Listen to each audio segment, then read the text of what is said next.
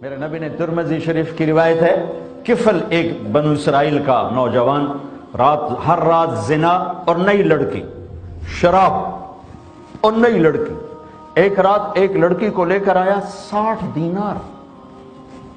جب کمرے میں داخل ہوا تو وہ رو رہی ہے، تو کہنے لگا کیوں رو رہی ہو، میں تمہیں زبردستی تو نہیں لایا؟ تو کہنے لگی کفل میں پیشہ ور عورت نہیں، میں عزت دار ہوں، مجھے بھوک نے یہاں تک پہنچایا ہے۔ جب مالدار لوگ اللہ کے نام پہ خرچ کرنا چھوڑ دیتے ہیں تو غریبوں کی بیٹیاں نیلام ہو جاتی۔ میرے اللہ نے کیا عجب بات کہی، مجھے اچانک خیال آ گیا، اللہ اکبر۔ اللہ کہتا ہے ان اللہ وملائکتہ یصلون علی النبی، اللہ اور اللہ کے فرشتے اس عظیم الشان نبی پہ سلام پڑھتے ہیں۔ کتنی بڑی بات ہے۔ اور اللہ کہتا ہے میرے حبیب یہ جو میرے نام پہ خرچ کر رہے ہیں نا، تو ان پہ سلام پڑھ، وصلی علیہم خذ من اموالہم صدقۃ تطہرہم بہا وتزکیہم وصلی علیہم، جو میرے نام پہ خرچ کر رہے ہیں میں تجھ پہ درود پڑھتا ہوں تو ان پہ درود پڑھ۔ اللہ اکبر۔ جہاد کرنے والوں کو نہیں کہا ان پہ درود پڑھو، ذکر کرنے والے، حج کرنے والے، عمرہ کرنے والے، تبلیغ کرنے والے، تہجد پڑھنے والے، روزہ رکھنے والے، ان کے نہیں کہا میرے نبی ان پہ درود پڑھ۔ کہتا میرے نبی میں اور میرے فرشتے تجھ پہ درود پڑھتے ہیں، تو ان پہ پڑھ جو میرے نام پہ خرچ کرتے ہیں۔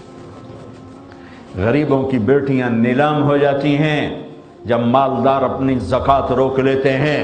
انہیں کہا کفل عزت دار ہوں، غربت نے میری عزت بیچ دی، غربت نے میری عزت بیچ دی۔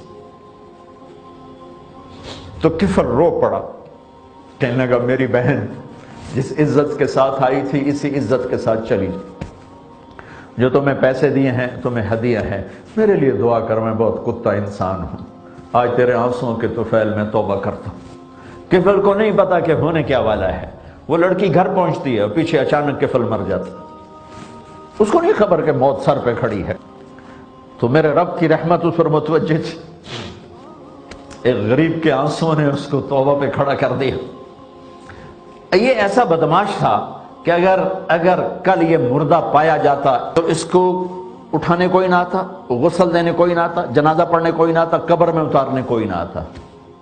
تو میں آئے میرے رب، میں قربان جاؤں تیرے اوپر میرے اللہ، تو کیا قدردان ہے، ہم ہی نا قدر نا آشنا ہیں۔ میرے اللہ نے کیا کیا؟ وہ کیا جو کرتا ہی نہیں، پردے کے پیچھے نہیں دکھاتا کسی کو، لیکن اللہ جو چاہے کر دے۔ اللہ نے پردہ اٹھا دیا۔ جب صبح ہوئی تو لوگوں نے دیکھا کفل کے گھر کے اوپر بڑا موٹا لکھا ہوا تھا ان اللہ قد غفر للکفل، لوگو اللہ نے کفل کو معاف کر دیا ہے، جاؤ اس کا جنازہ پڑھو، میرا یار بن گیا ہے۔